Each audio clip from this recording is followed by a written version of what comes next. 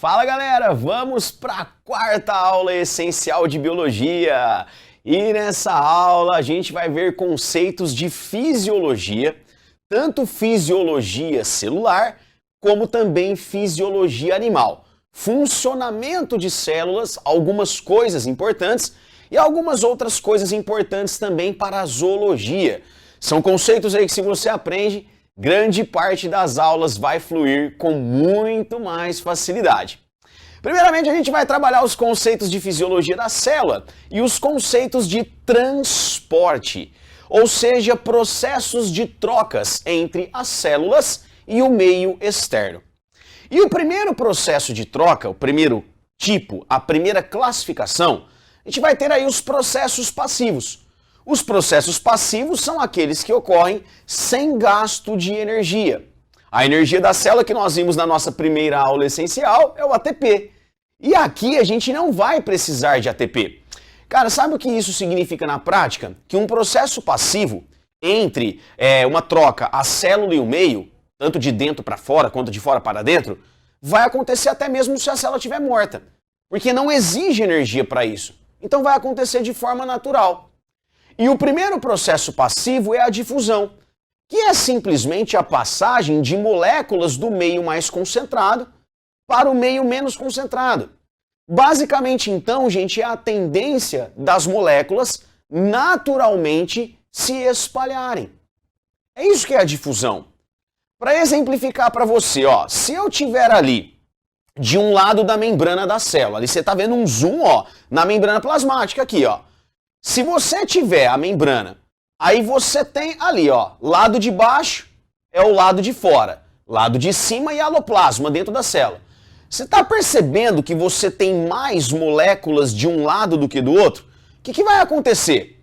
Se você tem mais moléculas de um lado do que do outro, naturalmente elas vão se difundir de um lado para o outro da membrana. Isso é natural.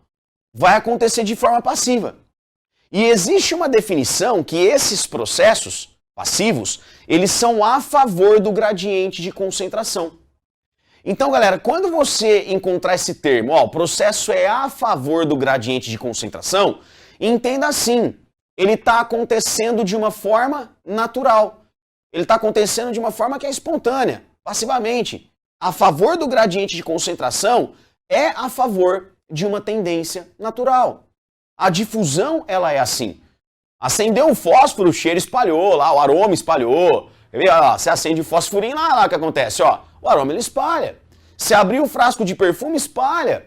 E na célula é assim também. As moléculas, elas se espalham, sem gasto de energia.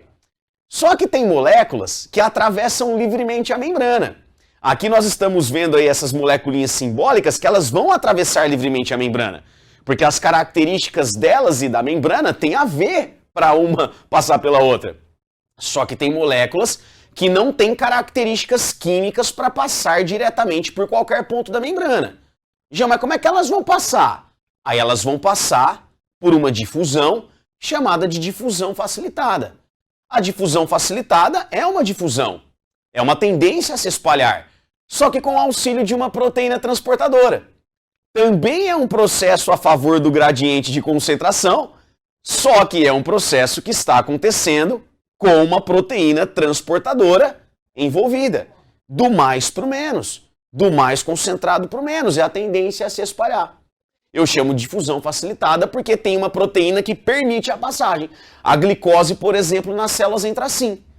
A insulina abre uma portinha e a glicose se difunde. Porque a glicose não passa por qualquer ponto da membrana, mas ela se espalha, do mais para o menos, passivamente. Agora, o processo que mais aparece de todos é a osmose. E o que é a osmose? A osmose é a passagem de solvente, no caso eu vou dizer água, porque a água é o solvente universal, do meio menos concentrado de soluto, que nós chamamos de meio hipotônico, para o meio mais concentrado de soluto, que a gente chama de hipertônico. Então repare que na osmose nós vamos ter uma passagem do menos para o mais. Só que é a água que vai passar do menos para o mais. E esse menos para o mais é o menos concentrado de soluto hipotônico, para o meio mais concentrado de soluto, o hipertônico. Ou seja, toda vez que entre os dois lados da membrana eu tiver diferença de concentração de soluto, a água vai passar do menos concentrado para o mais. O solvente. Mas a água é o solvente universal. Vamos ver no experimento como é que é isso aí? Dá uma olhada aqui nesse experimentozinho, ó. Eu tenho um aquáriozinho, eu dividi esse aquário ao meio, ó, com uma membrana semi-permeável. E aí, na hora que eu fiz essa divisão, eu tenho naturalmente aí dois meios A e B. Eu vou colocar duas soluções nesses meios A e B, cada uma lá com uma certa concentração. Você está percebendo que você tem duas bolinhas em A e 6 bolinhas em B? Então o que isso está significando para a gente? Está significando que a solução B está mais concentrada que a A. E o que vai acontecer na osmose?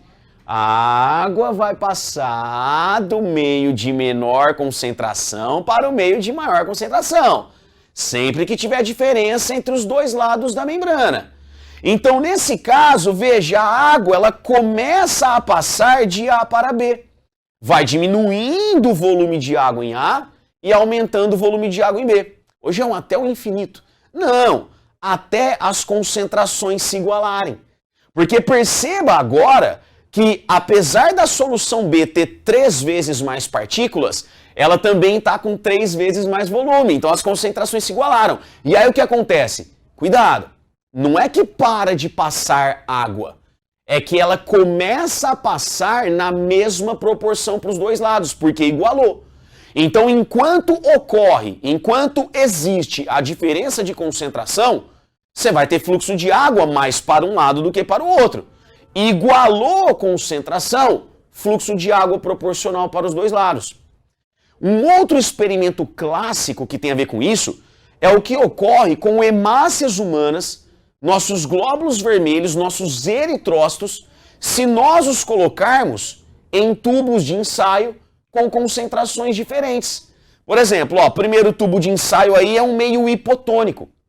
Cara, o que vai acontecer com uma hemácia se eu colocar num meio hipotônico? O que significa o meio ser hipotônico? Ele é menos concentrado que a hemácia. Se o meio é hipotônico, ele é menos concentrado que a hemácia. Então a hemácia é mais. E na osmose o que acontece? A água, ela vai do menos concentrado para o mais. Então o que vai acontecer? Essa hemácia, ela vai começar a ganhar água por osmose.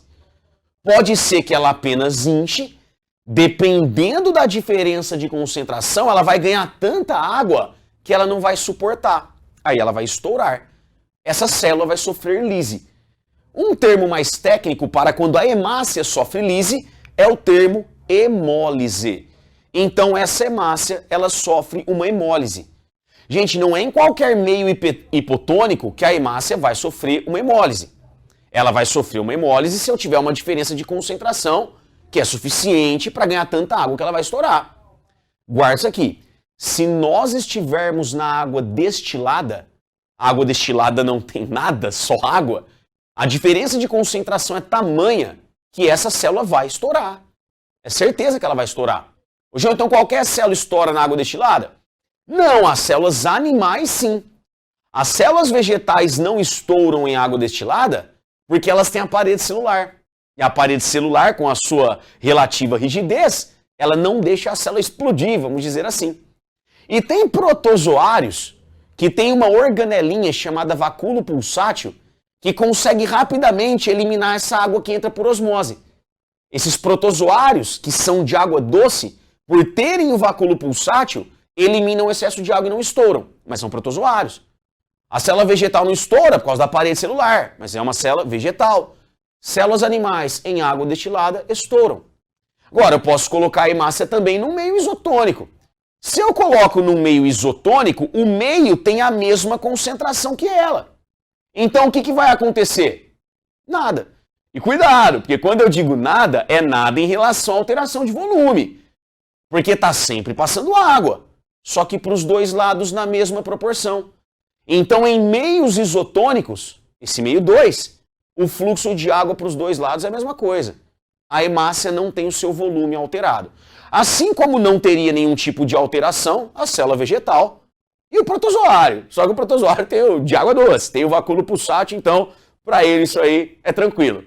Agora, e se eu colocar a hemácia no meio hipertônico? O meio hipertônico é o meio de maior concentração que ela. Se eu colocar no meio de maior concentração que ela começa a perder água por osmose. E aí, nesse sentido, o que acontece com ela? Ela murcha. Quando as hemácias murcham, as células animais murcham, nós podemos usar o termo crenação. As hemácias, elas ficam crenadas. Elas sofrem crenação. Esse experimento é muito clássico, meu. Tem vários vestibulares que dão Ctrl+C, Ctrl+V nisso aí. O que acontece com hemácias humanas quando você coloca em meio hipotônico, isotônico e hipertônico. Assim, exatamente como você está vendo aí nesse esquema. Mas dentro disso, o que você percebe? Que o importante para a hemácia que está circulando no nosso plasma sanguíneo é ela ficar no meio isotônico. Porque ela não pode explodir e murchar. Ela tem que ficar no volume normal dela.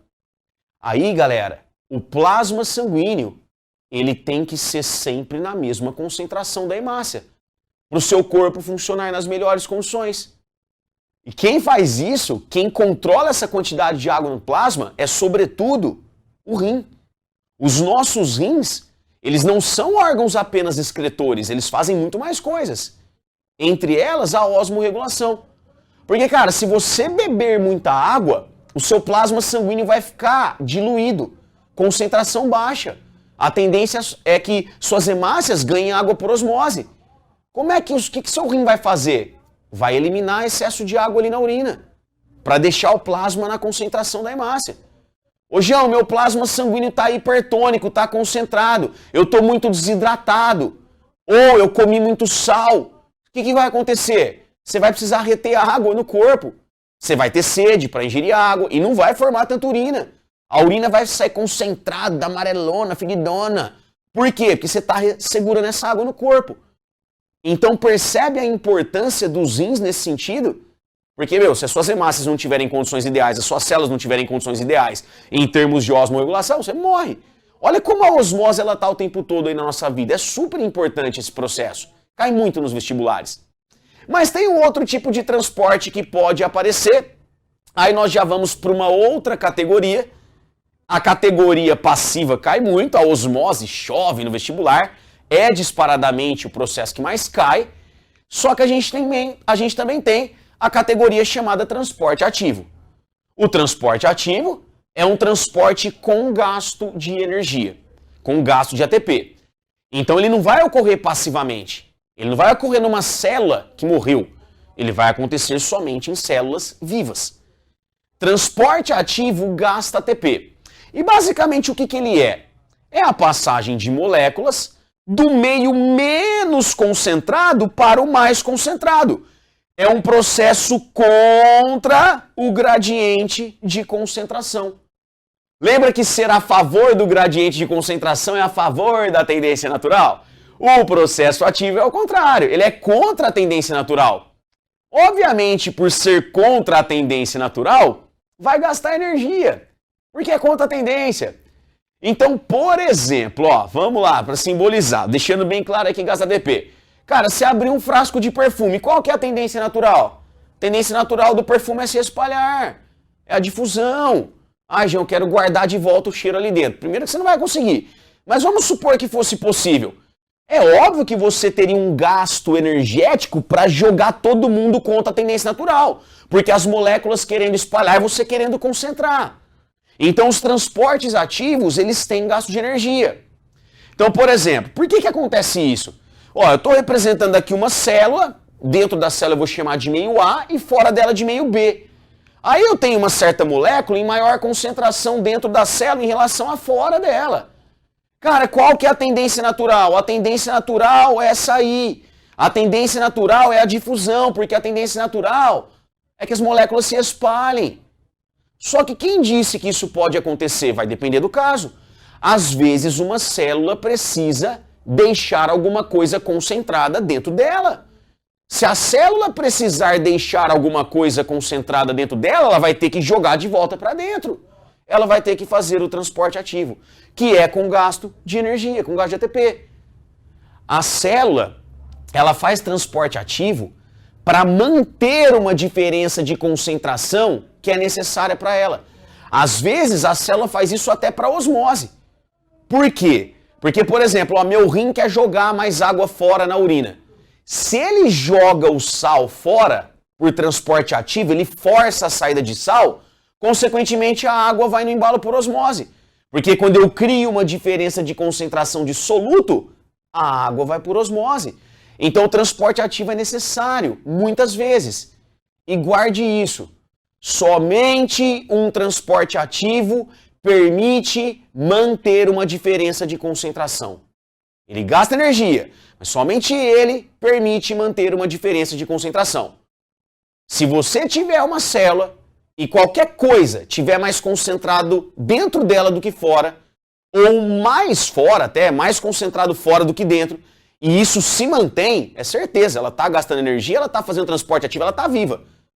Por quê? Porque se essa célula morre, não dá mais para ter ATP. Transporte ativo é bloqueado. O que acontece? As coisas se espalham e se igualam. A tendência natural das moléculas é se igualar. Se eu estou tendo diferença de concentração, eu estou gastando energia para isso. Beleza, galera? Mas isso aí é a parte que foi fisiologia celular. E a gente vai falar da fisiologia animal. Tem alguns conceitozinhos aí de fisiologia animal, se você souber, vai ajudar tanto a entender as aulas de zoologia. Então a gente vai trabalhar um pouquinho deles. Primeiro desses conceitos é o conceito de circulação aberta e fechada. Nem todo animal tem sistema circulatório, galera. Tem animais que a circulação vai ser por difusão, as coisas vão se espalhando. Tem animais simples, a esponja é assim, lembra da esponja? A esponja é assim, vai tudo se espalhando ali dentro dela. Só que em certo momento da escala zoológica surge coração e vasos sanguíneos. Aí eu vou ter uma bomba que vai impulsionar um líquido chamado sangue, e esse sangue, ele vai circular, distribuindo oxigênio, nutrientes, só que tem a circulação aberta e fechada. A circulação aberta, ela vai ter pequenos espaços entre os vasos sanguíneos, que nós chamamos de hemocélices. As hemocélices, elas vão meio que atrasar a circulação sanguínea. Olha isso aqui, ó, foca no slide, olha lá, ó, 1, 2, 3, foi. Circulação fechada já foi, a aberta tá lá, piscininha, piscininha, piscininha. Ela vai enchendo as piscininhas chamadas hemocélices. Então a circulação aberta ela é mais vagarosa. Isso impacta em quê? Impacta que a circulação aberta ela vai ter baixa pressão. A circulação aberta ela vai ter uma pressão muito mais baixa do que a circulação fechada que vai ter uma alta pressão. Se eu falo o termo velocidade, o fluxo sanguíneo tem baixa velocidade na circulação aberta e alta velocidade na circulação fechada. Ou é muito diferente. Já isso impacta no animal? Porque o animal que tem circulação aberta, como a circulação dele é lenta e com baixa pressão, o fluxo de nutrientes é lento e com baixa pressão. Então esse animal, gente, ó, olha como é que ele vai ser. Geralmente lento e pequeno. É difícil um animal com circulação aberta ter grande porte e é difícil ele ser rápido. Até existem animais com circulação aberta que são rápidos. Mas esses que são rápidos são sobretudo, sabe quem? Guarda isso que eu vou te falar. Insetos. Porque os insetos, eles têm uma respiração, já a gente vai falar de respiração, mas eles têm uma respiração chamada traqueal, em que as trocas gasosas, elas são diretas com as células. O sangue dos insetos não transporta oxigênio. Então, mesmo que a circulação do sangue seja lenta, isso não impacta na produção de ATP do animal, na produção de energia, em relação ao oxigênio que ele recebe. Aí o inseto é rapidão. Os demais que têm circulação aberta, se são rápidos, é um tiquinho de tempo ali, ele já fica paradão. Você pega uma lesma, cara. Uma lesma, que é uma coisa mais lenta que lesma, circulação aberta. Caramujo, circulação aberta. O João e a minhoca? A minhoca vai ter circulação fechada. Ela se debate, ela se agita, ela é rápida. É que ela não tem pata para sair correndo por aí pra você ver, nossa, como ela é rápida, mas ela é ágil. O animal com circulação fechada, olha só, ele vai poder ter grande porte, não quer dizer que ele sempre vai ter, mas ele vai poder ter grande porte e pode ser rápido. Ou seja, percebe como isso impacta no ser vivo? A circulação dele ser aberta ou fechada tem um impacto. Então, quando você olha para um certo animal mais complexo, muitas vezes você vai deduzir se a circulação dele é aberta ou fechada pelo modo de vida dele, por como ele é ágil no ambiente. Um polvo é um animal rápido, circulação fechada. Minhoca é ágil, circulação fechada. Agora, nos artrópodes, como insetos, eu vou ter a exceção por causa da respiração traqueal. Isso acontece também nos miriápodes, piolho de cobra, centopeia, mas isso é bem exceção. Então a gente percebe que tem uma relação muito clara em como o animal é e a circulação dele. Mas a respiração do animal também impacta muito, principalmente onde que eu encontro esse animal. Aí você já tem que começar a guardar uma coisa. Não é todo animal que tem sistema respiratório. Alguns vão respirar por difusão, o oxigênio se espalha para dentro, gás carbônico se espalha para fora. Mas, quando a gente fala de sistema respiratório, o epitélio, o tecidinho ali, que está revestindo a estrutura respiratória, ele vai ser um epitélio para trocas. Como é que ele tem que ser? Guarde isso, fino, úmido e vascularizado. Tem que ser fino, tem que ser úmido. E se o animal tem sistema circulatório, claro, ele tem que ser vascularizado. Aí a gente vai ter a respiração cutânea, que vai ser uma respiração pela superfície corpórea. Os animais que têm essa respiração, eles vão ser aquáticos ou de terra úmida. Nós vamos ter a respiração branquial. Respiração branquial, geralmente em animais aquáticos. E essa respiração, o que nós vamos ter? As brânquias, elas vão ser evaginações. Elas vão ser projeções para fora do corpo, aumentando a superfície de contato. Mas como é que elas têm que ser? Finas, úmidas e vascularizadas. E tem os animais que têm a respiração pulmonar. Como é que é a respiração pulmonar? Teoricamente o contrário da branquial. Vão ser invaginações. Interiorizações ficam ali dentro do corpo, finas, úmidas e vascularizadas para trocas gasosas. E geralmente em animais terrestres é que nós vamos encontrar. É claro que tem a respiração traqueal dos insetos, que eu te falei, que é uma exceção em relação a esses seres vivos que eu estou falando, e que você vê mais lá nas aulas de insetos, que você tem espalhadas pelo Corujá Sábia. Mas eu estou pegando os 3 tipos mais básicos. E essas respirações impactam em onde nós vamos encontrar esses animais. Porque, por exemplo, o animal com respiração cutânea, ele vive geralmente na água ou em terra úmida. Por quê? Qual que é o problema dele? O problema dele é que se ele estiver fora da água e a pele dele é fina e úmida, vascularizada, ela vai permitir muita difusão da água. A água vai se difundir de dentro do corpo do animal para fora. Então esse animal, ele desidrata facilmente em ambiente seco. Cara, você pega um sapo que tem respiração cutânea, ele chega a perder metade da água dele de um dia para o outro se ele estiver num ambiente muito seco. É óbvio que ele morre. Então ele vai ficar procurando umidade, se esconder na terra úmida, entrar no lago, sair. Então percebe que o animal que tem respiração cutânea, ele vai ter problema no ambiente seco, porque ele vai ter muita difusão pela superfície do corpo dele. O que não acontece com quem tem respiração pulmonar. João, mas e na respiração branquial? Na respiração branquial, por que vai ter um problema fora da água? Teoricamente não era para ter esse problema fora da água. Mas olha só, fora da água, gente, existe mais oxigênio do que dentro da água. Então esse animal com respiração branquial, ele sai da água, você falou, legal para ele, hein? Saiu da água, tem mais oxigênio. O problema é que as brânquias, elas parecem uma cabeleira. Na hora que o animal sai da água, essas brânquias, elas grudam. Então fora da água, geralmente o animal vai ter uma redução muito grande da superfície branquial. O resultado é que não vai compensar, mesmo que tenha oxigênio em grande quantidade fora da água. Então esse animal, o problema dele fora da água é a pouca superfície de contato que ele vai ter das brânquias nesse local. Por isso que é muito raro animais com respiração branquial serem encontrados fora da água.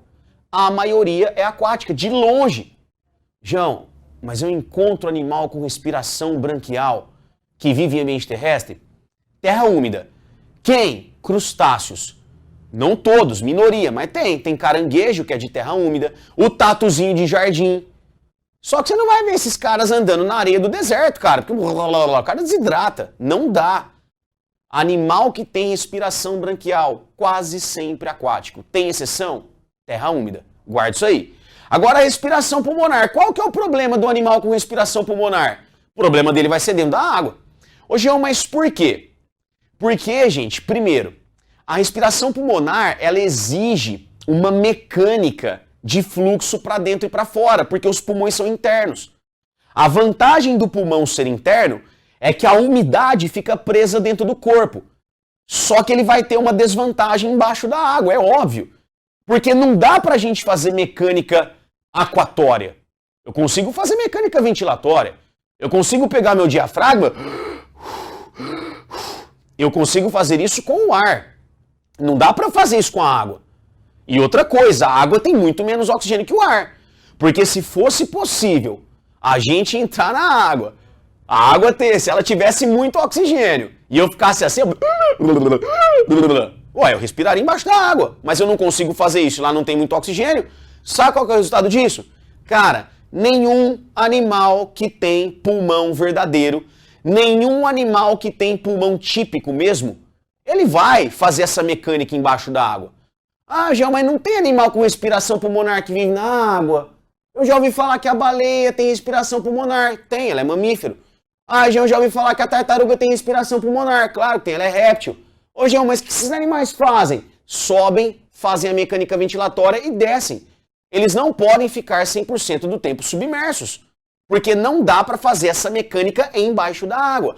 Por isso que o animal que tem respiração pulmonar, ele tem essa questão de água ter menos oxigênio, principalmente, e dessa questão da mecânica, você vai encontrar praticamente todos em ambiente terrestre. Tem aqueles que vivem na água, subindo, fazendo a mecânica e descendo.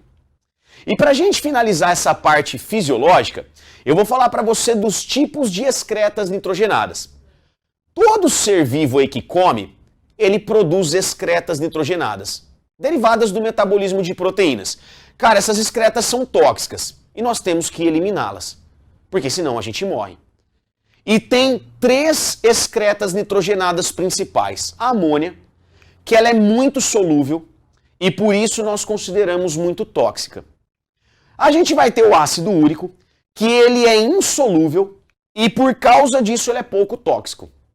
E nós temos também a ureia, eu vou relativizar, ela é intermediária aqui, ela é mais ou menos solúvel, ó, ela é mais ou menos tóxica. Ô, Jean, por que a solubilidade da excreta ela vai influenciar aí no animal? Pensa uma coisa, gente, você vai ter que ligar o seu poder de imaginação aqui comigo. Então vem cá, ó. Imagina que você tem um copo com água. Esse copo, na verdade, é um ser vivo. E a água dele é a água do ser vivo. Aí você tem sal de cozinha nesse copo, que é muito solúvel. O sal de cozinha representa a amônia. A amônia é muito tóxica. O sal é muito tóxico. Se você não tirar o sal do copo, o copo vai morrer. Ou seja, se você não tirar a amônia do ser vivo, o ser vivo vai morrer. Cara, tem como você tirar só o sal e deixar a água lá dentro? Não tem, cara. Porque é muito solúvel. João, meu Deus, o que eu vou ter que fazer? Joga a água inteira fora que está dentro daquele copo. João, mas se o copo ficar sem água, ele também morre, é um ser vivo. Repõe essa água imediatamente. Você está entendendo o que é excretar amônia? Excretar amônia é ter que jogar a água fora o tempo todo e repor o tempo todo. O ácido úrico, por exemplo, nessa analogia que eu estou fazendo, o ácido úrico é uma pedra, cascalho. Eu vou lá, pego com a mão e tiro do copo d'água e jogo fora. Sai um pouquinho d'água junto com ela, mas eu posso repor de conta-gotas, porque ele é insolúvel. Com um pouquinho de água você já tira, fácil.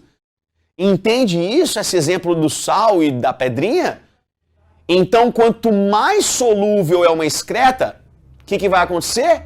Mais água para eliminar. Quanto menos solúvel, menos água para eliminar. Por isso que a gente fala que a amônia é muito tóxica, a ureia mais ou menos, e o ácido úrico é tóxico, é muito pouco tóxico, é disparadamente menor. É a melhor excreta, portanto. Ô, Jean, isso impacta no animal? Ou se impacta? Porque o animal que excreta amônia, a necessidade de reposição de água dele vai ser tamanha que você vai encontrar ali em ambiente aquático. Ou em terra úmida, mas a maioria é aquática. O animal que excreta ureia, aí às vezes você vai ter uns que são aquáticos, outros que vivem fora da água, mas ele não precisa repor a água em relação à excreta o tempo todo. É o nosso caso. O animal que excreta ácido úrico, meu irmão, vixe, a urina dele sai na forma de pasta. A necessidade de reposição de água pela excreção é tão pequena que ele pode viver em ambiente desértico. Então, por exemplo, eu pego um peixe, ele é um animal amoniotélico. Esse animal você vai encontrar na água. É óbvio que o peixe é na água, mas os animais amoniotélicos vivem quase sempre em ambientes aquáticos. Hoje não tem exceção, vai estar na terra úmida. Ele vai estar pegando muita água da umidade ali da terra. Você não vai ver um animal que excreta amônia dando um rolê no deserto do Saara, cara. Não faz o menor sentido, pelo menos pelo que a ciência conhece até hoje. Um animal ureotélico, que é, por exemplo, um mamífero, esse animal, ele vai conseguir viver na água ou em proximidades. Tem mamífero que vive na água, mas não é o rolê dele. A maioria é terrestre, porque tem respiração pulmonar, que é o que eu te falei anteriormente. Mas esse animal, ele não vai precisar viver na água, exceto aqueles que têm adaptações aquáticas, tipo a baleia. Mas não precisa de água o tempo todo, é isso que eu quero dizer. É o nosso caso. Cara, a gente precisa de 1,3 litro na média de água por dia para a gente eliminar a urina. É claro que a gente precisa de água para outras coisas, por isso que na média uns 2 litros. Mas pensando só na urina, 1,3 litro. Ninguém precisa morar na lagoa para ter 1,3 litro de água por dia. Vai dar um rolê, de vez em quando você volta e pega água. Entende isso? Agora, o animal que excreta ácido úrico, que ele fica soltando urina na forma de pasta, basicamente com conta-gota você repõe. Então, animais uricotélicos são aqueles que você pode encontrar em ambientes desérticos. Beleza, galera? Então, essa aula essencial, que focou célula e também animais, conceitos de fisiologia, espero que você tenha aproveitado bastante e saiba, vai te ajudar muito nos estudos diversos que você tem pela frente.